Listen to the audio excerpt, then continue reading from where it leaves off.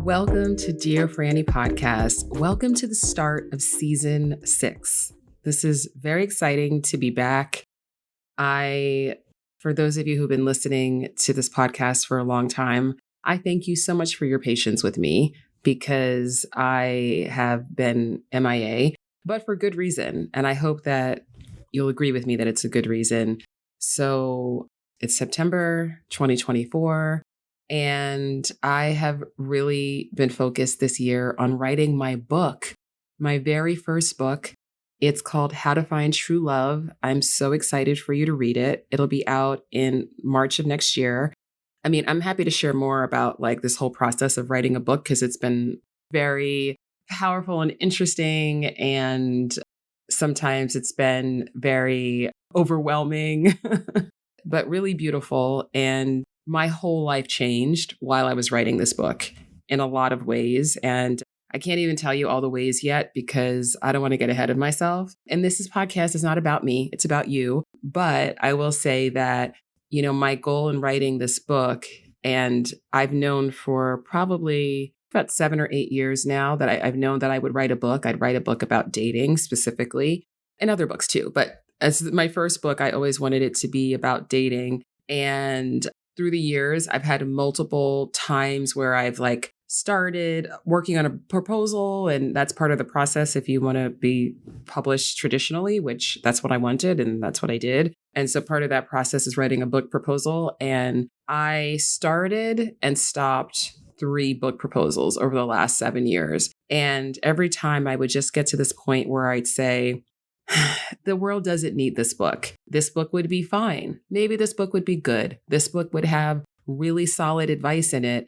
And it's a book that I could be proud that I wrote it. It would be like a well-written book. But one thing that I felt really clearly from the beginning was that I needed to wait until I was writing a book that, number one, only I can write. Number 2, that the world needed. And number 3, that was really going to actually change people's love lives and trajectories in a positive way.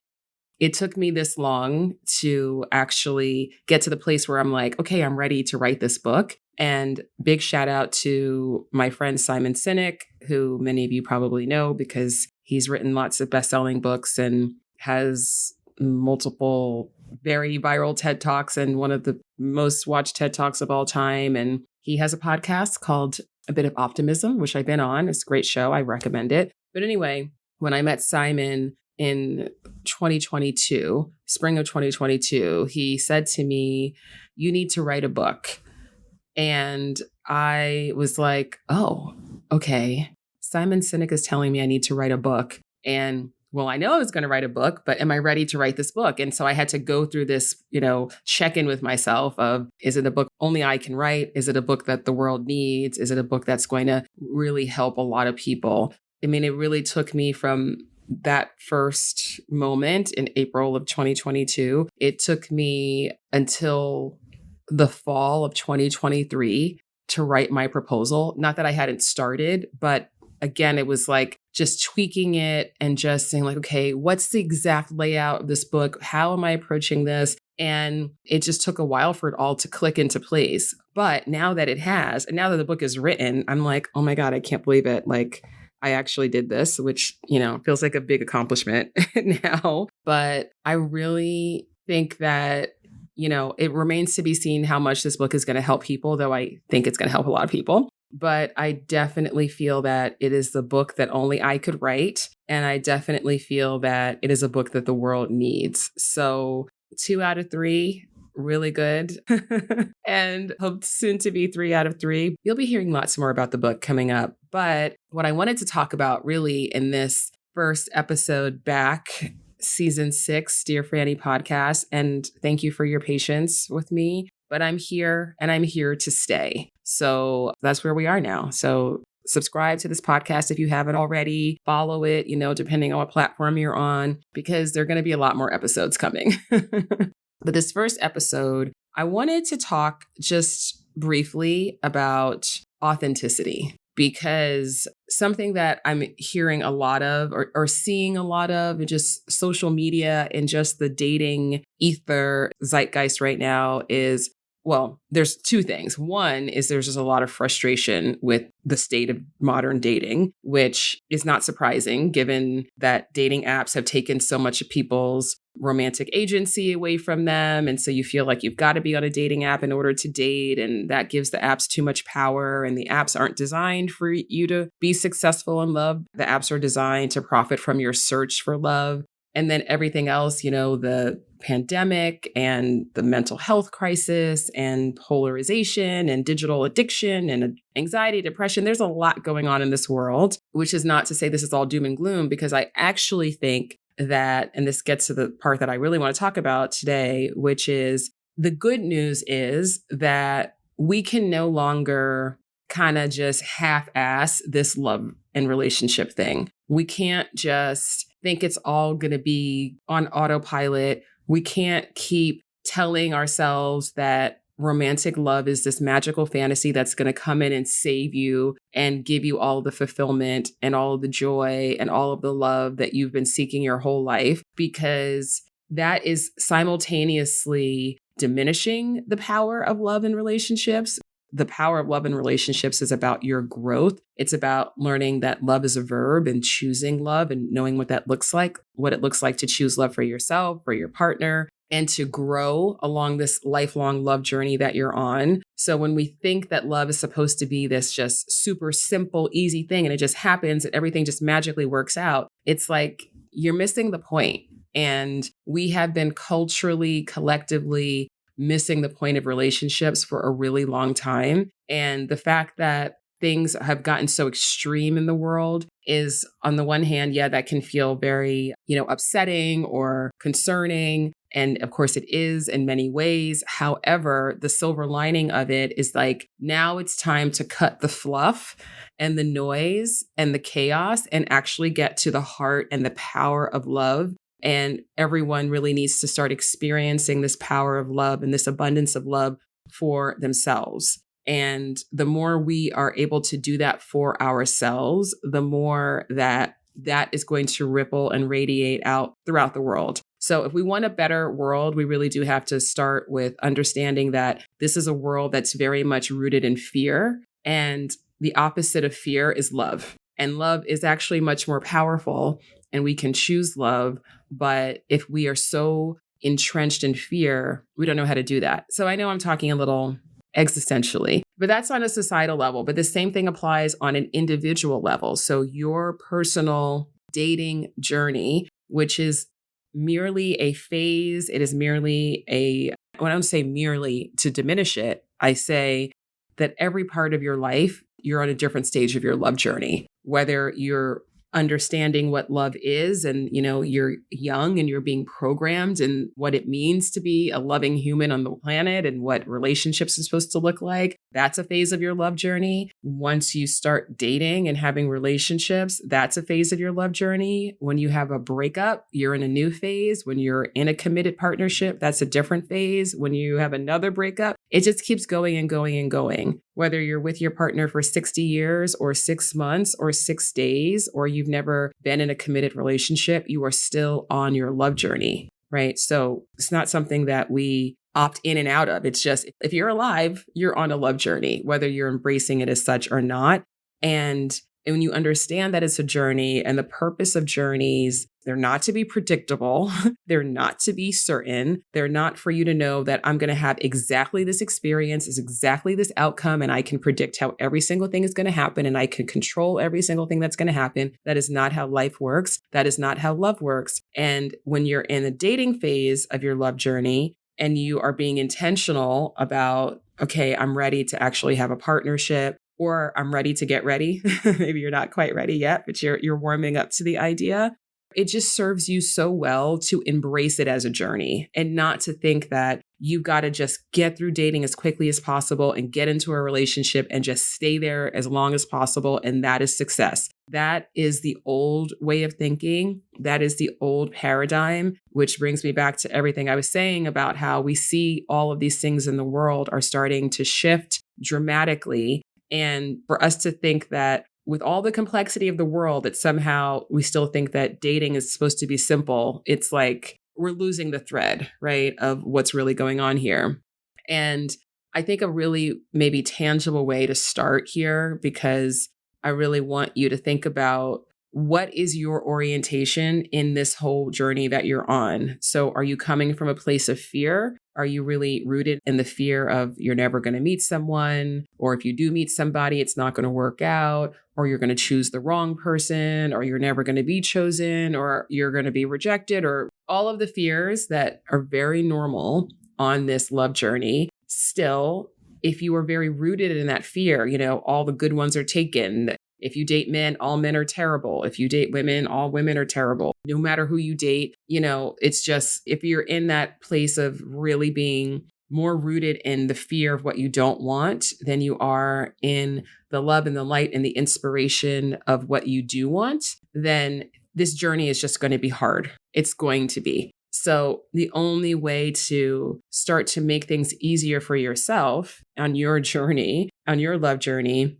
is to really check in and start telling yourself the truth of whether or not you are doing the work that you need to do to start choosing love. So dating from a place of love versus dating from a place of fear. And the point here is not that we don't have to be afraid of fear, right? Like, fear is normal. The point is not that you can't have any fears, but if fear is the primary thing and the energy that you are existing in when it comes to your love journey, you are going to manifest the results of that fear, versus if you are making the effort, because it does take an effort. It starts with an intention to stay rooted in love. And then it really requires the work of understanding what that looks like for you, and to understand what are the ways in which you are currently not being loving towards yourself, towards others, towards this journey that you're on, and starting to shift that and reframe that and recognize your power to choose love, even in the toxic mess of modern dating.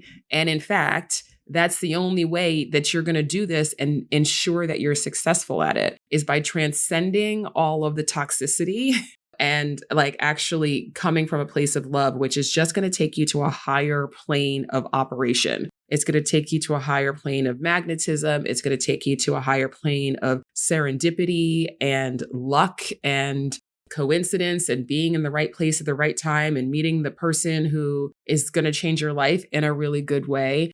We have to start being very intentional about choosing that perspective, rather than there's like maybe one person in this whole world who's going to meet my criteria and it's going to take a miracle for me to meet them. Two people who otherwise are the same, even though they won't be the same because these are fundamental ways of looking at the world. But, demographically speaking, right? We could look on the outside. They'd be in the same lineup, as I like to put it, right?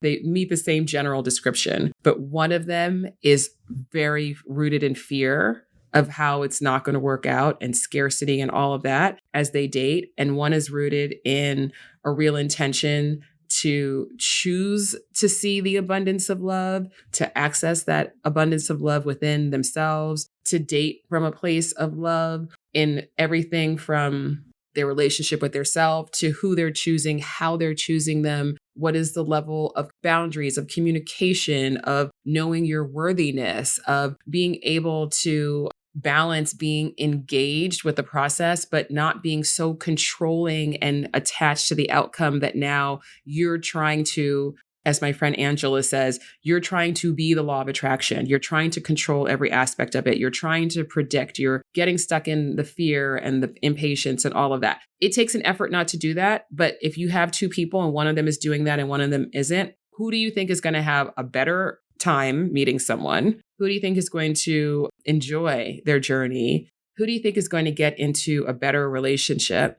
And I can tell you, it's going to be the person who is doing the work to stay grounded in that place of love. It just makes sense. If you're in a place of scarcity and that fear is driving you, then are you going to approach meeting someone with this sense of possibility, with this sense of trust that, well, if it's not this person, it's another person. So I can just be myself. I can just be present. I can just get to know this person, see if I like them, see if they like me, see what we're able to co-create together, and just trust that if this person is right for me, that's going to be really obvious really soon. And if not, then it just means that there's someone else and I can move on. Right. And I know that might sound like a very Pollyanna way to approach dating, but I can also tell you that that's possible for you. That is available to you. And so the point, like I said before, it's not that you never have fear, you never have insecurity, you never have worry, but are you able to choose to at least set that intention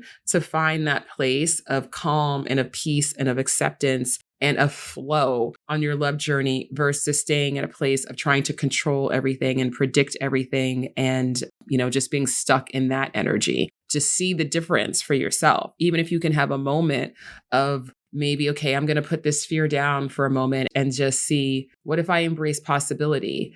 Hey, I've done it this way for a really long time. How about setting an intention to have more trust and to have more faith, to see more perspective of everything that I've been through on my journey and learn the lessons that my patterns are there to teach me. I mean, your patterns are not here to torture you. They're here for you to learn something so that you can progress to the next level, right? To the next phase of this love journey. So embracing that perspective serves you so much. Imagine if everyone in the world saw themselves as responsible for their own actions and for their own growth in romantic relationships. Imagine if we all felt that way. The world would look very different. Relationships would look very different. But even if the whole wide world can't manifest that right now, you can manifest that. You can manifest that for yourself. And you are who I'm recording this podcast for, because I want you to have this reminder that you are not at the mercy of the societal circumstances of modern dating, and that actually love is infinitely abundant in the universe, and that the universe, God, spirit, whatever, it did not torture you by putting within you this desire to have connection and intimacy with another person only for it to be impossible for you. Like, of course it is possible. So the work becomes, okay, how can I align myself? How can I progress to the place on my love journey where I'm able to see that possibility, feel that possibility, be attracted to healthy relationship dynamics, feel worthy of receiving love and consistency. I mean, there's a lot of layers here, and we don't have to be perfect. Thank God, right? There's no perfection required. Love is the perfection, but there is personal responsibility required in this age of dating and the world that we live in. So the personal responsibility is not to beat yourself up and to judge yourself and to shame yourself. It is to do the opposite. It's to start loving yourself enough so that you can see the larger purpose, you can see the larger journey, and you can start making choices that are in alignment with what you want versus a reaction to what you don't want. Because that shift is so, so powerful. And that is how you make true love happen. So that was a lot. And I actually didn't really talk about what I wanted to, but I'm going to talk about it next episode. So just stay tuned. To hold myself accountable, I want to talk about in the next episode, authenticity.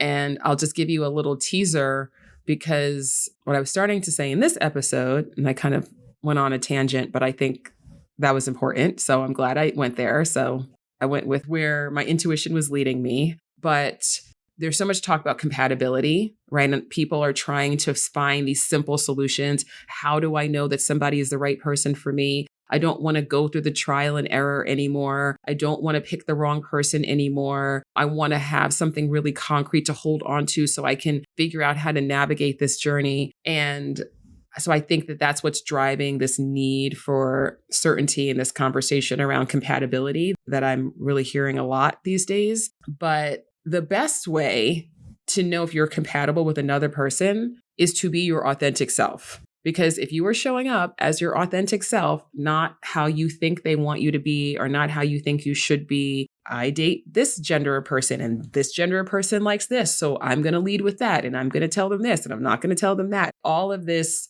is very natural when you're coming from a place of like more fear and more scarcity, that you're going to kind of always be kind of adjusting yourself in some way to make yourself more palatable. But if you're actually showing up as your true authentic self, who you get along with, who's drawn to you, who you're drawn to, that becomes easy. That's why even a lot of times when you might get to know someone in a situation like you work together or you go to school together and it's not somebody who you have any initial romantic interest in. So you're just showing up as yourself. And then before you know it, because you're both being yourselves, you might have discovered like, oh, wow, actually now I'm attracted to this person. Now we have a romantic connection or a physical connection or an intimate connection or just a really deep connection. Doesn't have to be romantic. And how does that happen? It happens because you were just both showing up as yourselves without all the filters,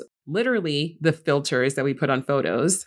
I actually really don't use filters. I try not to on purpose because I'm trying to I want to remember what I look like and not feel like I've got to look like what Instagram says I need to look like, So anyway, that's another subject. But, but when it comes to authenticity though, that's a word that we give a lot of lip service to, be your authentic self. And so what I want to talk about next week is what that actually means, because there's more than one layer to authenticity. And I think that is something that is missing from the conversation a lot of the time when I hear people talk about it. Being your authentic self isn't just like keep it at 100. It's not just saying everything that's on your mind. It's not just not having a filter. That's not what authenticity is. I mean, it could be part of it, but like I said, there's some different layers to it. So that's what we're going to talk about next time. And side note, I am recording a video of this right now, which is very awkward to do. And I'm not camera ready. I'm not wearing any makeup. I'm not in the best lighting situation. So who knows if this video is ever going to see the light of day, but if it does, be kind. All right. So thank you for listening. And, again, I want to just encourage you to subscribe to this podcast, follow this podcast. Please share this podcast if you found it useful. Please share it on social media, share it with your friends, share it with your family members, and tag me. I'm at Dear Franny. I would love to see your shares and hear your reactions. I just thank you so much for listening, and I wish you a beautiful rest of your day and week wherever you are in the world. I'm so excited to be back. I'm so excited to tell you more about my book, How to Find True Love. I mean, you're going to be sick of hearing about it, but I got to do it. I spent all this time and all these years like preparing to write this book and actually writing this book. I'm not going to be quiet about it now. So thank you in advance for your support and cooperation. All right. Mwah, mwah, mwah. Bye-bye. I will talk to you soon.